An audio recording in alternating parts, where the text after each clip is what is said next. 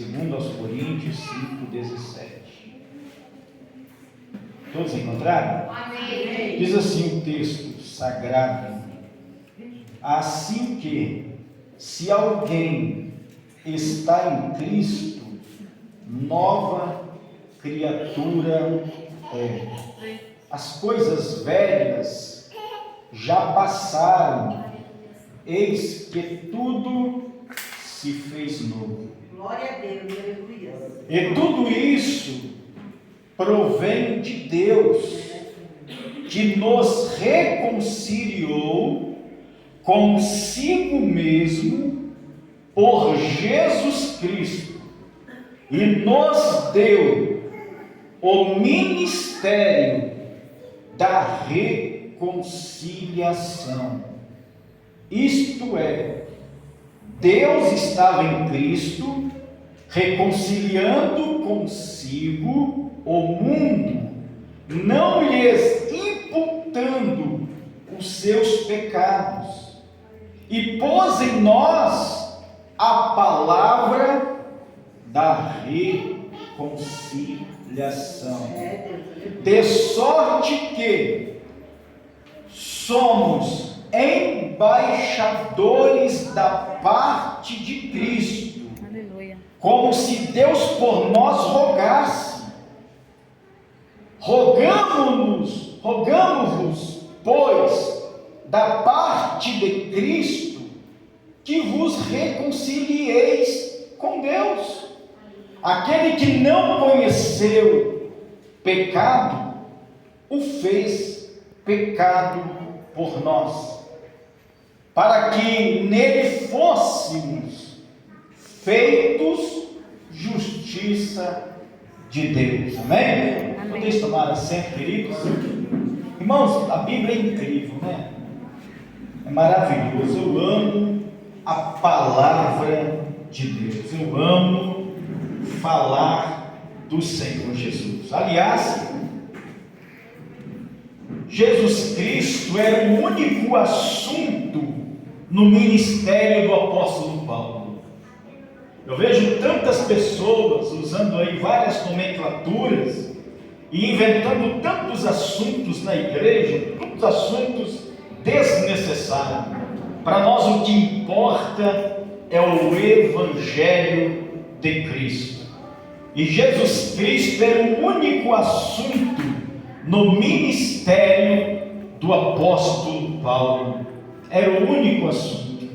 Irmãos, e nós aqui, nós estamos vendo como que ocorreu e ocorre o processo da transformação do ser humano.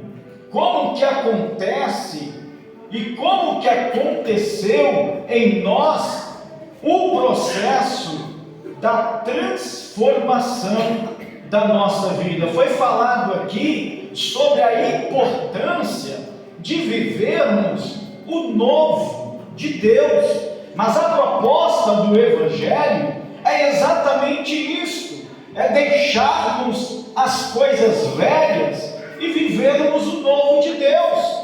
É fundamental, é importante. Tanto é que nós lemos que aquele que está em Cristo, nova criatura é. As coisas velhas se passaram e eis que tudo se fez novo. Mas para que isso venha ocorrer na nossa vida, é necessário nós nos submetermos à vontade de Deus.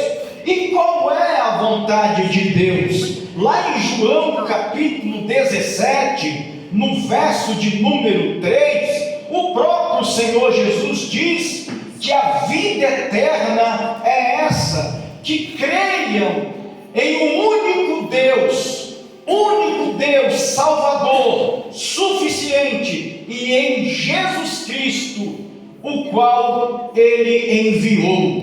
Então a condição para que a salvação chegue até nós, primeiro, é uma fé, não uma fé abstrata, não uma fé aonde não aonde uma fé, aonde não tem um apoio que se sustente, mas em uma fé que se apoie na rocha que é em Cristo. Primeiro, crer em Deus como o único Deus Salvador, como o único Deus, único, não existe outro Deus. E em seguida, crer no Senhor Jesus Cristo, qual foi enviado para nos salvar. Jesus é a palavra de Deus, Jesus é o verbo de Deus. E nós vemos aqui o apóstolo Paulo trazendo um assunto muito importante sobre esse processo de restauração, sobre esse processo da mudança do velho para o novo. É importante que aconteça uma reconciliação, e isto não é nenhum tributo nosso, isto não depende de nós,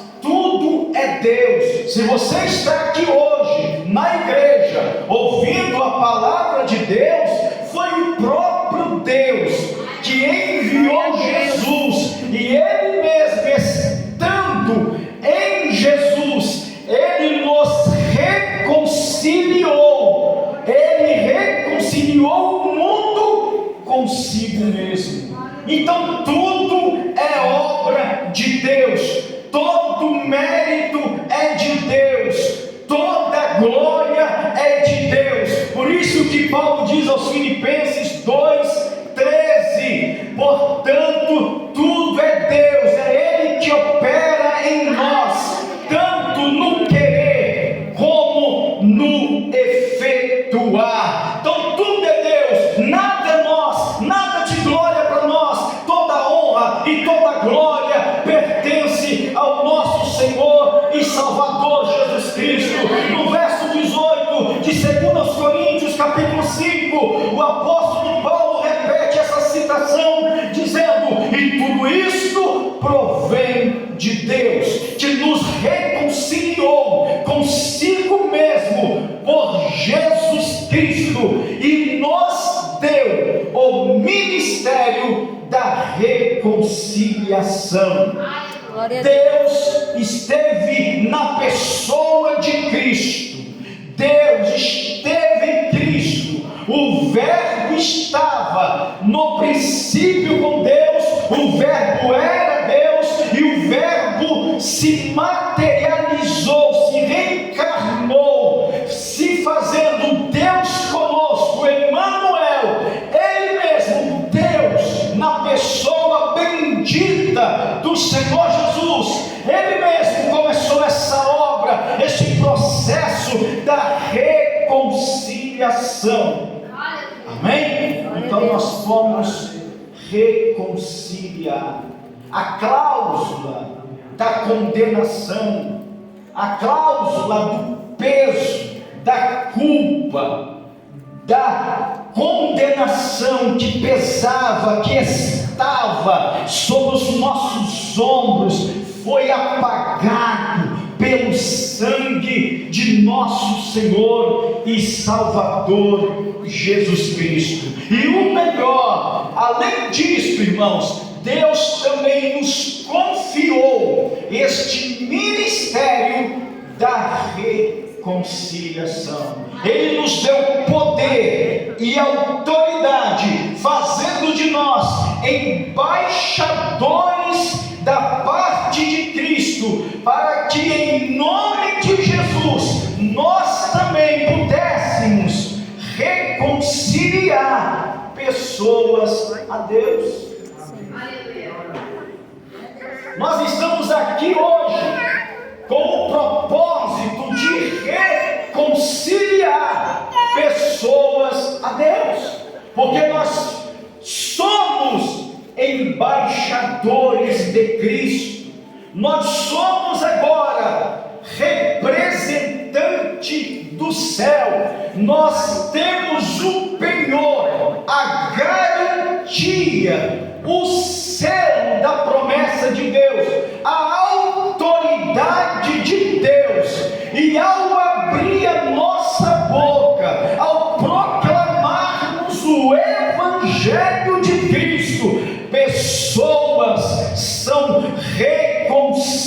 aliadas com Deus. Não importa a sua condição. Se hoje tu ouvires a voz do Senhor e não endurecer o seu coração, haverá salvação, haverá vida, haverá transformação, haverá cura, haverá libertação. Tu viverás o novo de Deus. Glória a Deus. Tudo Amém. isso porque o Senhor, Ele pagou o preço por nós. Quando nós olhamos para essa mesa, nós lembramos de algo muito importante que aconteceu. Na última ceia, Jesus havia participado de muitas ceias. Ele esteve em Betânia, ele participou lá na casa de Lázaro, Marta e Maria. Ele participou de uma ceia lá, mas tudo bem. Aí ele foi rumo a Jerusalém, participou de uma outra ceia, ele participou da ceia também na casa de um fariseu chamado Simão, e ele participou ali de uma ceia, mas era um jantar normal. Mas quando numa quinta-feira, já próximo àquele dia crucial, aquela última ceia, Jesus solenizou. Jesus, ele quis fazer algo especial naquele jantar. Ele reuniu os seus discípulos. Sim, naquele momento, já chegando a Páscoa, ele realizou ali, ele aproveitou aquele jantar e ele então solenizou.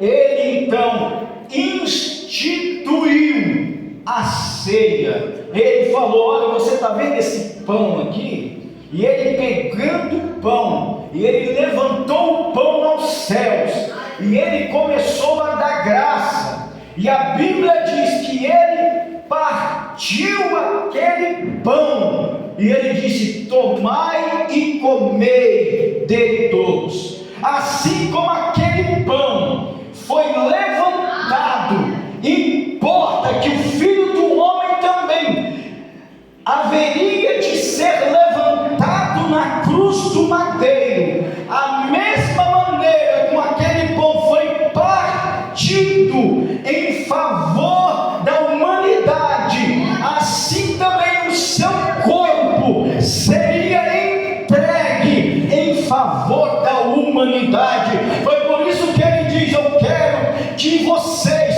todas as vezes que vocês se reunirem em volta da mesa, vocês façam isto em memória de mim. Lembra-te do que eu fiz, lembra-te do meu sacrifício. É por isso que a ceia é um memorial que nos aponta para Cristo, para a cruz do Calvário, para o alto do Gólgota. Ele diz: todas as vezes que vocês se reunirem, que vocês se ajuntarem para comer, faça em memória de mim. Aleluia a Deus. Fomos reconciliados com Deus pelos méritos de Cristo, pela cruz do Calvário.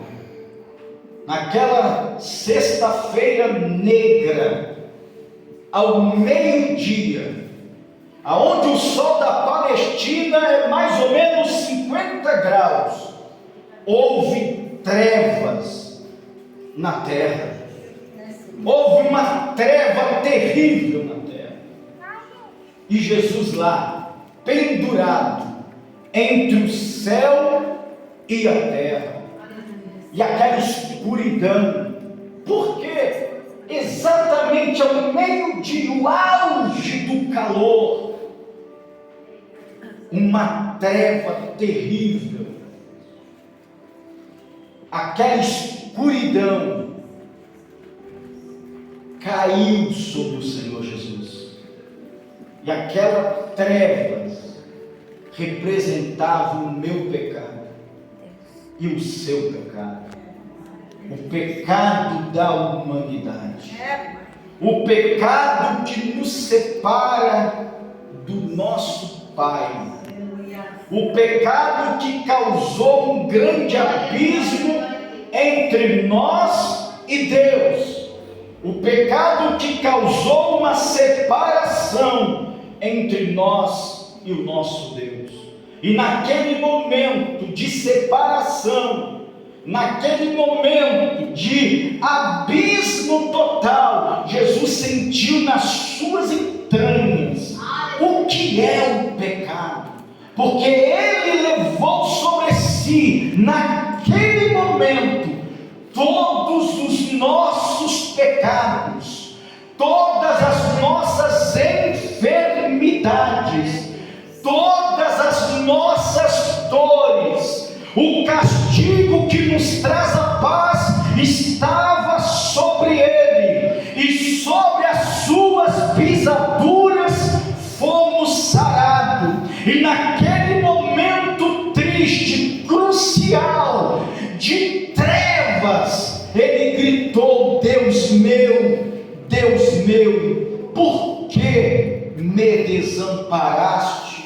Ele sentiu a separação, ele sentiu o que acontece quando o ser humano está em um estado de pecado. O ser humano vive separado da glória de Deus. Foi isso que aconteceu no Éden. O homem foi tirado do Éden, foi separado do Éden, foi retirado da presença de Deus, da glória de Deus. E o Senhor Jesus sente nas suas entranhas, a ponto de gritar, a ponto de gemer e dizer: meu Pai, por que me desamparaste? Ele se sentiu sozinho, mas importava que Ele pagasse o nosso preço. Ele fez isso não porque Ele foi uma vítima da sociedade, não porque Ele foi uma vítima da religião. Jesus fez isso espontaneamente, por amor a mim e a você. Quantas vezes Ele foi ameaçado e Ele dizia: ninguém tira a minha vida, eu mesmo a dou, eu mesmo darei a minha vida.